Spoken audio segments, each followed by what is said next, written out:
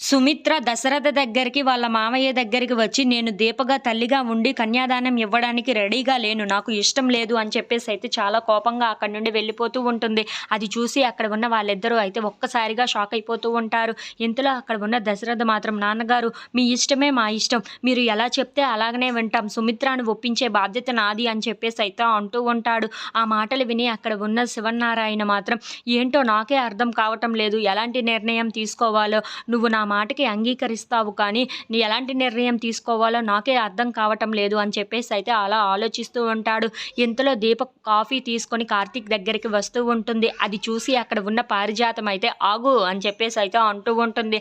ఆ మాటలు విని అక్కడ ఉన్న దీప అయితే ఏంటి ఏం జరిగింది అని చెప్పేసి అయితే అడుగుతూ ఉంటుంది. ఇంతలో అక్కడ ఉన్న పారిజాతం ఎవరికి ఆ కాఫీ తీసుకొని వెళ్తున్నావు అని చెప్పేసి అయితే అంటూ ఉంటుంది.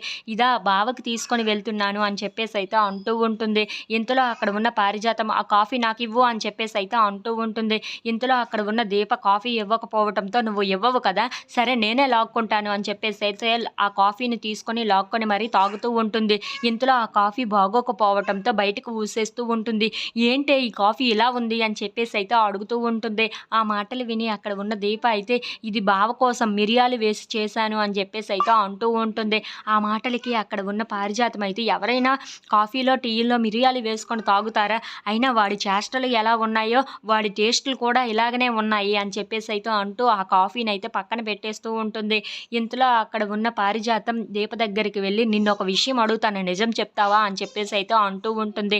ఇంతలో అక్కడ ఉన్న దీప అయితే ఏంటది అని చెప్పి అడుగుతూ ఉంటుంది.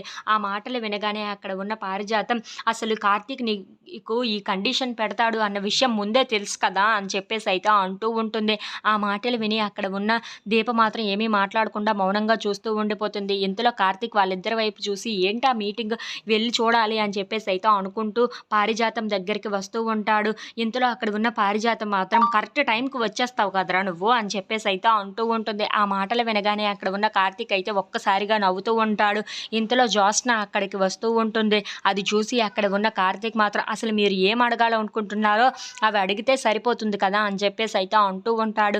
అది విని అక్కడ ఉన్న జ్యోత్స్న అయితే అసలు దీపకు ఇవి కండిషన్ గురించి తెలుసు కదా, దీపే కదా ఈ కండిషన్ కోసం చెప్పింది, అసలు మీ ఇద్దరిలో ఎవరికి ఆ థాట్ వచ్చింది ఈ కండిషన్ కోసం అని చెప్పేసి అయితే అడుగుతూ ఉంటుంది. ఆ మాటలకి అక్కడ ఉన్న కార్తీక్ అయితే నేను చెప్పాను కదా ఇది పూర్తిగా నా ప్రమేయమే ఉంది అని చెప్పి అంటూ ఉంటాడు.